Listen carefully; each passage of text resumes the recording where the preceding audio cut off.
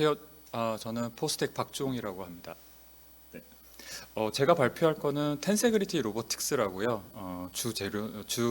주제는 세이프티 셀을 어떻게 하면 만들 수 있는가라는 겁니다. 어떻게 하면 텐세그리티 로보틱스를 동력화학과 로보틱스를 이용해서 만들고자 하는 건데요. 이거를 설명하기에 앞서서 제가 좀 상당한 많은 시간을 왜 이게 우리 세대에 필요하고 우리 미래 세대에 왜 이 기술이 필요한지, 왜 이 기술이 난제인지, 왜 지금 우리가 하지 않으면 안 되는지를 좀 설명을 할 거고요. 실제로 좋은 질문들을 제가 많이 받았는데 일일이 하나씩 답변하기보다는 제 프레젠테이션 중간중간에 질문들을 섞어서 답변이 될 수 있도록 준비를 하였고요. 그래서 따로 퀘스천 앤 앤서 세션을 갖기보다는 제 발표 중간에 다 모든 걸 녹여내려고 많이 노력을 했습니다. 일단 우리가 차세대 난제를 먼저 이해하기 위해서는요, 기술보다 우리가 어떤 시대에 살고 있는지, 우리가 지금 지구는 어떤 상태인지를 먼저 파악을 해보는 게 필요할 것 같습니다. 이거는 지금 이제 엔트로포센이라는 인류세라는 이제 지질학적인 개념인데, 최근에 나온 개념으로 아직 그 전체적인 합의가 이루어진 내용은 아닙니다만, 이 내용이 뭐냐면 그 지구상에 인류의 흔적들이 남아서 지층에 기록이 되고 있다는 내용입니다. 실제로 우리가 사용하는 많은 기름, 폐자재, 자동차 이런 것들이 전 세계에 걸쳐서 지금 빨간색으로 보이는 부분에 많이 나오고 있는데, 문제는 이게 남거나 기록이 남았다라는 게 중요한 거는 아닙니다. 앞으로 어떻게 될 거냐라는 게 더 중요한데, 이게 앞으로 단순히 증가하는 게 아니라 거대 가속의 시대라는 말로 표현이 되듯이 이게 어마어마하게 증가될 거다라는 게 문제입니다. 여러분들, 우리가 코로나 사태를 겪었는데요. 우리 대부분의 나라들이 코로나 환자들의 증가수가 낮을 때 이게 지수적인 증가인지 모르고 리니어적인 증가로 이해를 하고 무시했다가 얼마나 많은 국가들이 지금 피해를 입었는지를 아마 다 겪었을 겁니다. 지금 폴루션, 물 사용량, 자동차, 그리고 플러드들이 그 강도와 함께해서 그 프리퀀시라고 빈도도 증가하는 추세인데요. 이 결과를 지금 우리들은 평온한 서울이나 한국에서는 잘 못 느끼실 수 있겠지만, 전 지구적인 관점에서 보게 되면 지금 이거는 태평양의 바다입니다. 쓰레기섬이라고 알려있는. 그리고 이거는 인도네시아의 땅입니다. 그리고 이거는 전 나라에 걸쳐서, 모든 국가에 걸쳐서 나타나고 있는 타이어 아일랜드라는 것입니다. 심지어 자전거, 서스테이너블한 도시를 만들기 위해서 자전거를 만들자고 했지만 중국에서는 어마어마한 자전거의 쓰레기를 만들고 있습니다. 이러한 것들은 결국 자동차, 비행기까지 이어지고 있습니다. 근데 사실은 이러한 것들이 남아졌다라는 것도 문제이지만, 이 빈도가 증가한다고 제가 말씀드렸는데 이런 물리적 증가가 아니라 전 지구적인 영역학의 변화가 있습니다. 이건 실제 독일에서 2015년까지의 자료를 모은 건데, 산불, 화산, 가뭄, 홍수, 지진들이 지수적으로 증가하는 걸 볼 수가 있습니다. 심지어 지진의 경우에는 이게 사실 어떠한 연유로 이렇게 됐는지는 제가 지질학자가 아니기 때문에 알 수 없지만, 여기 보시면 매그니튜드 6에서 8 잔잔한 지진들은 제외하고 강지진으로 심각한 피해를 얹을 수 있는 강지진의 경우에도 어마어마한 지수적인 증가를 보여주고 있으며, 실제로 우리가 동영상으로 보게 되면 1960년도에는 자잘자잘한 지진들이 많아졌지만 80년대, 90년대에 넘어오면서 강진들이 계속 지수적으로 증가를 하고 있게 됩니다. 사실 제가 포항공대에 와서 사실은 저희도 지진이 있었는데요. 저도 제 평생 처음 경험한 지진이라 한 트라우마가 6개월 정도가 지속이 됐었습니다. 실제로 그래서 이 지진이나 이런 것들을 막기 위한 기술로는 사실은 칠레가 가장 앞서가고 있는데요. 실제로 그 칠레에서의 보게 되면 그 건물 내부에서의 실제로 그 콘크리트와 그 고무를 합성함으로써 지진을 보호하는 기술을 만들 수 있고요. 실제로 그러면 실외 밖에서는 어떻게 어떤 충돌을 막을 수 있느냐를 관계 기술을 찾아보게 되면 이 자동차 충돌 테스트라는 게 있습니다. 여러분들 차 사고가 외부에서는 제일 많이 일어나는 사건 중에 하나인데, 이 외부에서 나타나는 이런 기술 중에 하나로 이 크럼플 존이라는 개념이 있습니다. 자동차의 앞부분에 캐빈이라는 실내 공간을 보호하기 위해서 구조적으로 앞부분을 희생을 시키고 그 내부를 보호한다라는 개념입니다. 실제로 지구가 어마어마한 그 지진이나 해일, 이런 그 대규모적인 어떤 그 재난이 이루어졌을 때 이거를 보호할 수 있는 기술이 무엇이 있을까를 고민을 해보자라는 겁니다. 실제로 이 어떻게 자연재해로부터 인류를 보호할 수 있는 환경을 만들 수 있을까라는 질문은 전 인류가 지구에 살게 되면서 겪어온 가장 오래된 난제 중에 하나입니다. 그럼에도 불구하고 문제점이 뭐냐면 시대가 바뀌고 사회가 바뀌고 기술이 바뀌면서 당 시대별로 요구하는 재료와 기술이 새롭게 제시되는 끊임없이 변화하는 난제 중에 하나입니다. 근데 여기에 그러면 사실 최근까지는 뭐 건물을 튼튼하게 만들면 된다라는 문제가 있었지만 지금 차세대 50년, 100년 뒤에는 어떤 것까지 고려가 돼야 될지를 만들어 본다면 단순히 자연재해에서 보호해야 된다라는 개념이 아니라 어떻게 하면 경제적으로 인류를 보호할 수 있을까라는 문제가 나옵니다. 이 고가의 내진 설계가 나오는데 솔직히 우리나라의 경우에는 내진 설계를 여러분 하고 싶으시면 소위 말하는 시공업자에서 부르는 게 값입니다. 거의 최소한 몇천, 3배, 4배 이상의 가격을 요구하게 되는데 이 문제가 왜 심각해지게 되냐면 여기 기사에서 보듯이 알게 됐지만 지진이 나게 되면 아마 이 건물 같은 게 여러분들은 괜찮습니다. 내진 설계가 돼 있다고 한다면 10초 정도로 이 건물에서 버틸 수 있다면 우리는 책상 속에 밑에 있기만 하면 저희는 생명에 문제가 없습니다. 만약에 20년 전, 10년 전에 오래된 건물에 계신다면 빨리 건물에서 나가셔야 되는데 건물이 10초 정도는 견뎌줄 수 있을 겁니다. 그래서 많은 사람들이 빨리 조속히 대처를 한다면 사실 수 있습니다. 그런데 오래된 건물이나 가건물에 계시는 분들은 방법이 없습니다. 다 죽을 겁니다. 버틸 수가 없습니다. 건물이 지진이 나면 1초면 다 붕괴가 됩니다. 심지어 가건물, 북촌, 농촌, 특히 경주의 사태에서 보듯이 사망사고가 어마어마하게 증가하게 됩니다. 또 아시다시피 이거는 지진에만 해당되는 경우도 아니고 코로나 바이러스에서 알 수 있듯이 실질적으로 환자와 사망자의 대부분은 저소득층, 소위 말하는 소시오 이코노믹 밸류가 낮은 사람들이 제일 첫 피해자들이 되기 때문에 실제로 연구를 통해서 방법으로 막을 수 있다 하더라도 이게 고가의 해결책이 돼서는 대부분의 사람들에게는 피해가 계속될 수밖에 없습니다. 또 다른 한 가지는 영구적으로 되어야 됩니다. 실제로 여러분이 아시는 대부분의 내진 경우나 제가 아까 말씀드렸던 크럼플 존이라는 자동차는 한번 지진이 나거나 사고가 났을 때 그 이후로 폐차를 하거나 건물을 부수는 것을 전제 조건으로 합니다. 그러니까 이 건물이 아무리 내진 8이더라도 내진 8을 겪게 돼서 한번 살았으면 그 다음에는 4, 5도 견딜 수가 없습니다. 그 다음으로는 즉각적으로 보호가 되어야 됩니다. 건물들이 지진이나 해열이 지금 예측 시스템이 많이 나오고 있기는 하지만 실제로 그 예측이 센서로부터 예측이 돼서 그쪽 지방까지 지진이 전파가 돼서 메인 정부, 중앙정부의 재난본부를 통해서 사용자들에게 전달이 되면 매우 늦습니다. 그 건물이나 그 어떤 보호장치 자체에서 센싱이 돼서 보호를 할 수가 있어야 됩니다. 그래서 저희가 이런 거에 대한 이 난제의 해결 방법으로서 텐세그리티 로보틱스를 활용한 세이프티 셀이라는 개념의 로보틱스를 저희가 제안을 합니다. 이 텐세그리티 구조는 1960년대에 버크민스터 풀러가 사실은 스토리가 하나 있는데 버크민스터 풀러가 어렸을 때 갖고 놀 수 있었던 장난감이 없었다고 합니다. 그래서 10대에 장난감이 없어서 콩깍지에다가 이쑤시개를 갖고 놀면서 개발했던 그러한 것이 평생 연구를 통해서 이제 지오데식 돔이라는 굉장히 초경량 구조의 초내구성을 가지고 초거대한 구조물을 만들 수 있는 그런 이론적인 시스템을 제안을 했고요. 최근에 1912년부터 나사에서는 이 텐세그리티 시스템에 동력학, 로보틱스, 시뮬레이션, 패브리케이션을 결합해서 로봇으로 개발을 하였습니다만 1912년부터 지금 2020년까지 8년이 넘는 시간 동안 지금 왼쪽에 지금 이미지에서 보시는 거와 사실은 거의 다른 게 없습니다. 어마어마한 돈을 투자했지만 굉장히 개발하기 어려운 이 문제 자체도 또한 난제로 인식이 되고 있습니다. 이 실제로 그 나사에서 하려는 방법은 실제로 대부분의 로보틱스, 화성에서 탐사할 수 있는 로보틱스가 우리 모두들이 비행기에서 알 수 있듯이 이착륙 시에 사고가 발생을 합니다. 그래서 이 나사에서는 로켓에 이 텐세그리티 로봇을 납작하게 줄여서 압축을 해서 화성까지 보낸 다음에 화성의 상공에서 디스트리뷰션을 해서 떨어지더라도 이게 안전하게 내구성을 가지고 있고 저전력, 가벼움으로 인한 저전력을 사용하기 때문에 오랫동안 화성 탐사에 쓰일 수가 있습니다.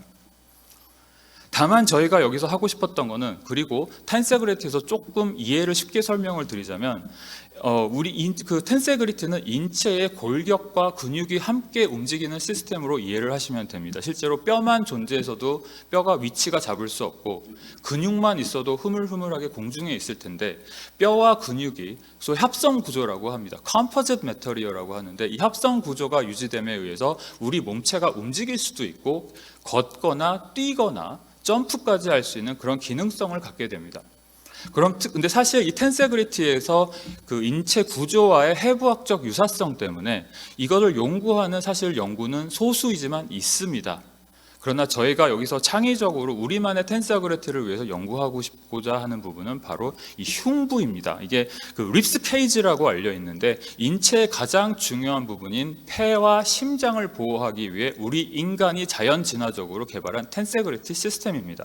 근데 실제로 여기에는 두 가지 난제가 하나 더 숨어 있습니다. 뭐냐면, 대부분의 텐세그리티 로보틱스는 직선 부재를 사용합니다만 그 곡선 부재를 사용하게 되고, 그리고 대부분의 경우에 제가 곡선 부재로 체스트를 유사하게 만든 텐세그리티를 찾을 수 있는 유일한 한 장의 이미지였습니다. 저희가 구글을 저희 대학원생들과 학부생을 통해서 총동원을 했음에도 나오는 단 한 장의 이미지입니다. 그만큼 연구하는 분이 없다라는 뜻입니다. 그리고 실제로 저희가 하려는 것은 곡선 부재를 활용한 텐세그리티인데, 여러분 보시면 아시겠듯이 왼쪽에 있는 똑같은 3개의 스트럿을 이용한 텐세그리티임에도 불구하고 왼쪽은 내부의 공간이 사실은 별로 없습니다. 그러나 이 곡선을 이용한 텐세그리티는 내부 공간을 확보를 할 수 있게 됩니다. 그래서 저희가 지금 현재 연구를 하고 있는, 과제를 받아서 연구하고 있는 과제 중에 하나가, 지금 미세먼지가 지금은 조금 잊혀져 갔습니다만 바로 작년까지만 해도 미세먼지가 제일 건강에 위협적인 존재였는데, 이거를 현재 중국에서는 100m 높이의 미세먼지 타워를 개발하고 있는데, 철근 콘크리트 구조입니다. 거의 여러분 아시다시피 철근 콘크리트의 대부분의 비용은 80%가 구조입니다. 그거를 저희가 포스코와 함께 텐세그리티 구조를 이용해서 100m 높이의 미세먼지 타워를 개발을 하고 있고요. 지금 현재 4m까지 개발이 된 상태인데, 이 내부에 미세먼지 필터의 기동부, 기기부가 들어가게 됩니다. 이거는 저희 이제 앞으로 연구에 합류할, 저와 오랫동안 텐세그리티를 연구했던 에펠, 스위스 로잔 공대의 저희 동료 교수가 로보틱스로 유사 구조를 그 다리의 형태로 만들었는데, 이거는 아직까지 소형화 연구에만 진행이 되고 있습니다. 텐세그리티 구조가 사실은 난제이기도 하면서, 난제이기 때문에 또 다른 부차적인 문제, 연구진이 적다라는 문제가 있는데요. 실제로 소위 이제 핫하다는 딥러닝 연구 분야에 2010년부터 논문 숫자를 파악을 해보면 27만 7천 개의 논문이 나옵니다. 지난 2020년부터. 똑같은 기간 동안 텐세그리티 로보틱스를 찾아보면 1750개가 나오는데 딥러닝의 0.006%입니다. 여러분들 1년에 그 박사 학위를 받는 사람이 얼마나 나오는지를 알고 계신지는 모르겠지만, 이 소수 중에서도 0.006%만이 이 텐세그리티 로보틱스를 연구하는 난제 중에 하나입니다. 사람이 없습니다. 그래서 저희가 이런 난제를, 첫 번째 난제인 전 인류적인 차원에서의 그 피해를, 자연 재난에서 피해를 맞을 수 있는 세이프티 셀을 텐세그리티라는 난제를 활용해서 이 두 가지 난제를 저희가 풀고자 합니다. 그래서 저희가 체결하고자 하는 텐세그리티 로보틱스에서 세이프티 셀, 안전 보호 장치인데, 실제로 여기가 필요한 거는 지진뿐만은 아닐 겁니다. 실제로 지금 자비스 센터라고 해서 이거 혹시 여러분들 그 기침하는 거에 시뮬레이션을 보셨는지 알고 계시겠지만, 한 공간에서 기침을 하게 되면 이 비말이 거의 한 8m 넘게 분사가 됩니다. 결국 이게 얼마나 위험한 공간인지를 설명을 해주는 거고요. 바로 옆 나라인 나리타 공항에서는 정말, 넘어가겠습니다. 실제로 지금 최근 부산에서는 얼마 전에 지진이 났을 때 임시 공간 용도로 컨테이너를 사용하는 안이 있었는데, 이 컨테이너 하나의 분량이 있을 때 저희가 잠깐만 브레인스토밍을 해서 로보틱스를 활용한 텐세그리티 세이프티 셀을 만들 수 있다면, 이 컨테이너 하나에 거의 100개가 들어갈 수 있는 분량이 나옵니다. 저희 우리나라의 바이러스 키트의 유효성 중에 효과적인 게 뭐냐면, 중국 같은 경우에 한 키트에 하나만 된다면 저희는 한 키트에 1000개 이상 된다고 알고 있습니다.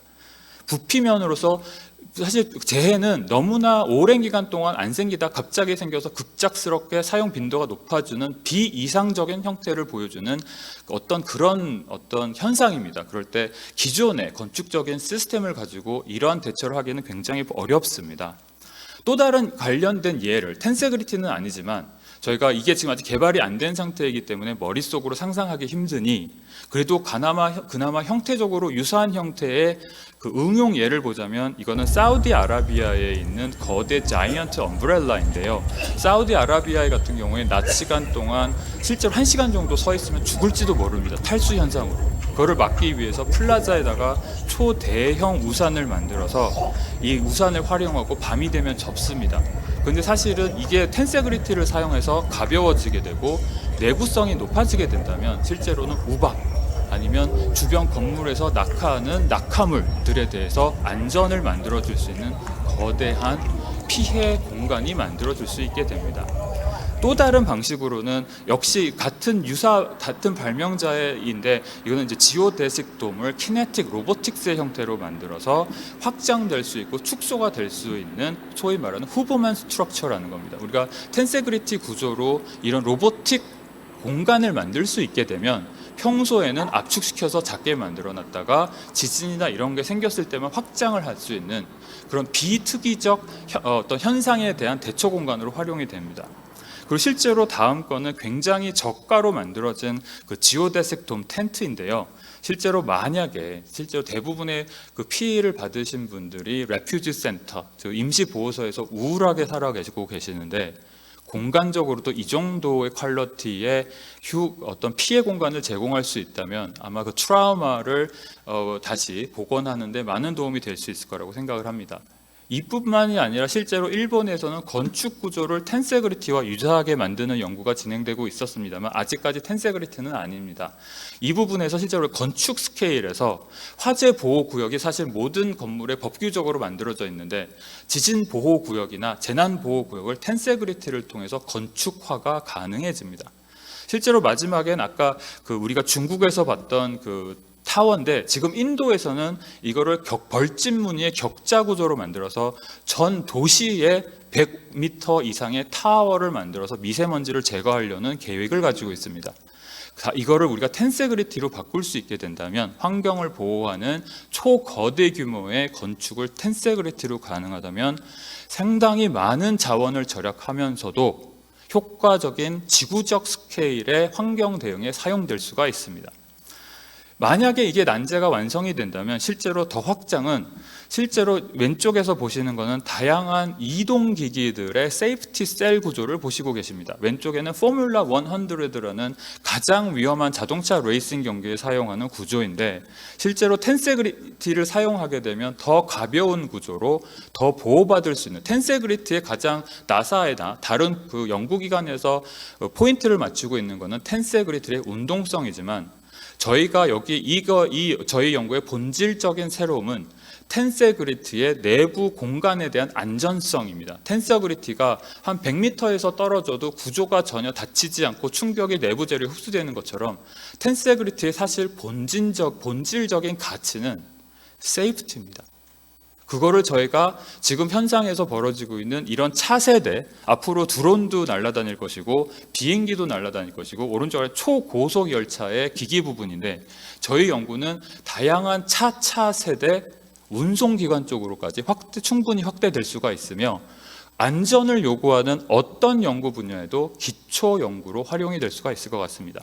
그럼 이걸 위해서 어떤 연구 분야가 필요한지를 말씀을 드리겠습니다. 실제로 이 연구를 하기 위해서는 시뮬레이션만 가지고는 안 됩니다. 실제로 로보틱스의 제일 중요한 점의 하나는 해보면 안 된다라는 겁니다. 그래서 실제로 디지털 패브리케이션을 통해서 이 모든 거를 만들어보고 실증을 해봐야 우리가 됐다고 말을 할 수가 있는 겁니다. 아무리 시뮬레이션으로 돌려봐야 물리적으로 됩니까? 라고 하면 물음표입니다. 퀘스천 마크입니다. 우리가 논리적인 사람이라면 퀘스천 마크에 대해서는 안 된다라고 보는 게 맞는 겁니다. 그 다음에는 애나토미컬 텐세그리티 로보틱스라고 해서 이 해부학적 날리지를 기반으로 한 텐세그리티 구조를 할 수 있는 연구가 필요합니다. 두 번째는 당연히 로보틱스이기 때문에 컨트롤 시스템과 센서, 액추에이터 등 다양한 구동부, 기계부, 센서 부위를 컨트롤하실 수 있는 전문가가 필요합니다.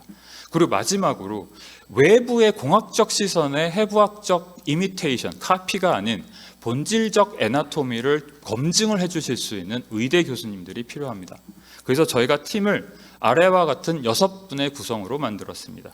제가 건축학과 컴퓨테이셔널 디자인을 해서 컴퓨테이셔널 디자인과 패브리케이션을 지난 7, 8년 넘게 미국과 한국에서 만들어 왔습니다. 물론 교육을 포함해서 패브리케이션 자체에 대한 저희가 전파를 하고 있고요. 한양대 최영진 교수님께서는 우리나라 최고, 그리고 전 세계적으로도 애나토미컬 텐세그리티를 만드는 최고의 연구진이십니다. 김기훈 교수님은 파워 어시스턴트, 메디컬 로보틱스를 만드시는 체계 정상의 교수님이시고, 정광균 교수님은 로보틱스에서 다 아시는 최고, 우리나라 오랫동안의 연구 경험을 가지는 우리나라 로보틱스 연구의 산실이십니다. 그리고 이봉희 교수님은 현재 가천의과대학에서 해부학 교수님으로 계시는데 역시 의학 한림원 정의원이십니다. 그리고 가천대 함승원 교수님께서는 이런 의학적인 지식을 가지고 그 직업 환경의학과라고 해서 인체가 정말 심리적으로 물리적으로 정말 보호가 됐는지 안 됐는지를 검증을 해주실 수 있는 분으로 저희 연구에 참여를 하셨습니다.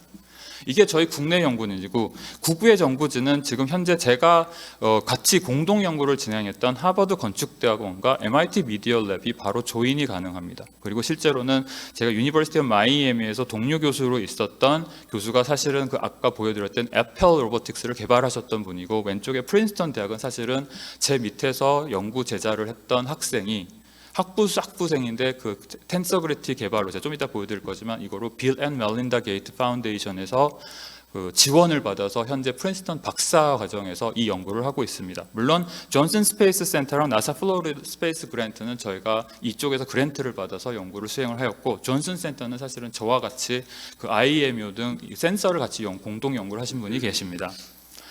그럼 이거를 기반으로 연구 방법론은 어떻게 되냐면 인크리멘탈 이터레이션을 방법을 저희는 사용할 예정입니다. 이 인크리멘탈 이터레이션은 현재 미국 DOD 국방고등연구소의 표준 연구 절차입니다. 왜 그러냐면 1999년도에 DOD가 본인들의 기관에서 37빌리언인데 이게 우리나라 돈으로 45조 원입니다. 45조 원이 1999년도에 우리 국가 예산이 84조 원이었습니다. 국가 예산의 절반을 들이부은 과거 10년 동안의 DOD 프로젝트가 다만 2%만 성공을 하고 98%가 실패를 하였습니다. 국가적인 재난이 된 거였습니다. 그래서 이후로 그 다른 어떤 연구 방법도 DOD의 다른 DOD 스탠다드, 인크리멘탈 이터레이션이 아니면 국방부에서는 제안서를 받지 않습니다. 이거 사실은 건축에서는 꽤 오랫동안 이어져 온 방법인데, 제가 일했던 램쿨하우스라는 오피스 포 메트로폴리탄 아키텍처 오피스인데 건축계에서는 다 아는 오피스입니다. 전 세계에서 제일 뛰어난 오피스입니다.는 제너러티브 지네틱 메소드라고 그래서 중요한 거는 어떤 문제점 하나를, 연구식 관점으로는 어떤 문제 하나를 발굴해서 하나를 깊게 파고들어야 되지만, 디자인적인 건축 관점인 로보틱스 관점에서는, 그러니까 건축적 관점에서 로보틱스에서는 하나를 선정해서 했을 경우에 너무나 많은 실패율이 높으니 차라리 제너레이션을 시켜서 초기에 다양한 아이디어를 검출할 수 있는 데까지 검출을 하는 게 굉장히 중요합니다. 이거를 왜 지네틱 메소드라고 하냐면, 여러분들 그 유전학이 어떻게 우리 인류로 진화했냐면 수많은 셀 수준에서의 수억만 개의 베리에이션이 생겼다가 가장 성공적인 셀들이 아마 살아남았을 겁니다. 그래서 지노타입과 피노타입 또는 뮤테이션을 통해서 그 다음 제너레이션이 또 수억만 개의 분할을 합니다. 그리고 그 방법을 통해서 점차적으로 줄어들게 되면서 유인원이 되지만 유인원도 수십 가지 유인원이 있고 그 또한 다른 진화를 통해서 인간이 탄생하게 되는 방식으로 저희가 이 방법을 이 세이프티 쉘 로보틱스 개발에 사용을 할 예정입니다. 실제로 이 방법의 기반에는 Fast Simulation and Physical Rapid Prototyping이라는 저희가 개발한 방법이 있는데, 이 방법으로 저희가 나사 플로리다 리서치 그랜트에서 연구비를 지원을 받게 되어 있습니다. 방법이 뭐냐면 빠른 시뮬레이션과 빠른 패스트 프로토타이핑으로 연구 단계를 빨리 순환시켜서 초기에 나올 수 있는 어떤 학습 에러나 연구 에러를 빨리 캐치하자라는 겁니다. 그래서 실제로 저희가 사용했던 예를 하나만 보여드리자면, 실제로 왼쪽은 저희가 시뮬레이션을 통해서 점핑하거나 걷기 하는 거를 보여주는 거고, 이걸 바로 시뮬레이션 하는 과정에 바로 저희는 그날 당일 테스트에 들어갑니다. 그래서 그걸 패스트 프로토타이핑이라고 하는데, 문제의 핵심을 파악을 해서 이 핵심만 빨리 테스트를 해보자는 겁니다. 그래서 이게 잘 되면 빨리 다음 제너레이션으로 넘어가고, 안 되면 빨리 그 아이디어를 포기하자라는 내용입니다. 그러면 이 방법에 대한 우리 연구의 단계별 이거를 기초한 그 미국 국방고등과학부의 표준안이며 저희가 시뮬레이션 앤 패스트 프로토타이핑으로 한 연구 제안 과제는 다음과 같습니다. 저희가 4.5년을 1.5단계씩 3단계로 나눠서, 초기에는 저희가 실제로 제가 공동 연구를 진행했던 MIT 미디어 랩의 패블랩이라는 게 있었는데, 이게 전 미국에 퍼지고 전 세계에 퍼졌습니다. 그게 사실 지금 1,700개의 연구소들이 전 세계에 퍼져 있는데, 이 중에 저희가 참여 의향서를 같은 방식으로 컴페티션 방식으로 진행을 해서 1,700개 중에 한 100개 정도와 협업을 해서 약 500개의 프로토타입을 1.5년 동안 만들 계획입니다. 그럼 이 중에서 유전학처럼 피노타입, 지노타입 그리고 변이 같은 특이한 사항들을 다 같이 컬렉티브 인텔리전스와 리뷰를 통해서 선정이 되면, 다시 이거를 가지고 그 1,700개 중에 셀렉된 100 연구소 중 다시 10개를 선택을 해서 저희가 공동 연구를 한 1.5년 정도를 진행할 생각인데, 여기는 중간 규모의 프로토타입을 만들 계획입니다. 그리고 마지막 1.5년은 정말 정제되고 최고의 팀만으로 패브리케이션과 국내 팀과 협업을 해서 실제로 쉘터의 역할을 실제 원투원 스케일에서 구현이 가능한 거를 실제로 개발을 할 예정이며, 이에 따라서 저희 연구비는 초기에는 장비비가 굉장히 많이 들어갈 예정입니다. 실제로 저희가 3D 프린터나 아마 각종 기기들이 사실은 굉장히 고가입니다. 고가이고 국가 평가 프로세스를 밟아야 되기 때문에 실제로 1년 이상의 기간이 걸립니다. 사실 이 준비 세팅하는 데만도 1년이 넘기 때문에 이 과정을 저희가 첫 해 동안 집중할 예정이고, 두 번째는 이러한 장비들을 통해서 우리가 이터레이션 기법과 컬렉티브 디스트리뷰션이라는 연구 방법을 할 예정입니다. 그래서 실제로 저희가 약간의 우리가 얼마나 준비가 잘 됐는지를 말씀드리기 위해서, 이게 현재 저희 지하실에 만들어져 있는 메이커 스페이스입니다. 저희가 3개의 연구 공간을 메이커 스페이스로 작년에 완공을 하였습니다. 개인적으로 봤을 때 전국 최고 수준의 메이커 스페이스입니다. 실제로 3D 프린터, 레이저 커터, 연구 작업실, 여기 뒤에 있는 거는 대형 3D 프린터를 보여드리는 거고, 반대쪽을 보시면 또 소형 프린터가 있습니다. 그 다음 공간에 가시면 우드샵과 핸드샵을 할 수 있는 기구가 만들어져 있고, 그 다음 공간에는 메탈샵, 그리고 세컨더리 좀 우드샵입니다. 그리고 바로 뒤에는 5축과 3축 풀사이즈 CNC가 갖고 있는데, 제가 알기로도 전국에서 저희만 가지고 있습니다. 그리고 마지막으로 워터젯 커터인데 역시 저희 연구실만 가지고 있습니다. 그래서 어떠한 철제 가공이나 플라스틱, 나무 어떤 재료도 외주를 주지 않고 저희 연구실 자체 내에서 생산 디자인이 가능합니다. 그래서 다음에 저희가 팀을 한 번 더 보여드리면서 저희가 얼마나 준비된 팀이고, 이 프로젝트를 한다면 저희가 국내 최고 수준의 랩이라는 것을 다시 한번 설명을 드리면서 마치도록 하겠습니다.